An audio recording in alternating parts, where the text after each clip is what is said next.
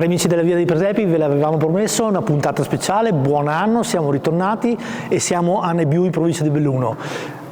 Siamo nella chiesa parrocchiale di San Bartolomeo, qui in paese, e insieme a noi abbiamo il carissimo amico Vittore Doro. Ben ritrovato e raccontaci un attimino questo bellissimo presepe che abbiamo alle nostre spalle. Certamente. La chiesa di San Bartolomeo che si trova a Nebiu di Cadore è una chiesa cosiddetta nuova perché è stata costruita nel 1807 ed è stata consacrata da Monsignor Lodi nel 1820.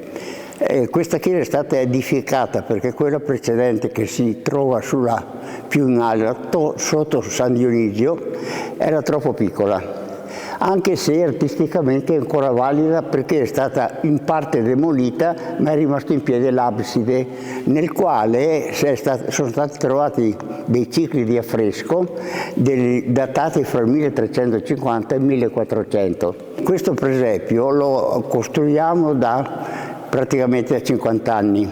All'inizio era un presepio di carta, fatto con i personaggi realizzati dagli scout e dai ragazzi del paese. Poi un po' alla volta sono state comprate delle statuine alte diciamo 30-40 centimetri, che però non avevamo i soldi per comprarli tutti e abbiamo comprato solo quelli necessari. Noi intanto ti ringraziamo perché questo è un bellissimo presepe. Naturalmente bisogna ringraziare tutti i volontari che ti hanno dato la mano. Certamente, bisogna ringraziare le signore, intanto dalla moglie di Riccardo, Giuseppina, la moglie di Riccardo, poi la signora che gestisce anche il bar qua di fianco, poi altre persone che hanno collaborato e che collaborano non solo nella gestione del presepio, ma anche nella pulizia della chiesa.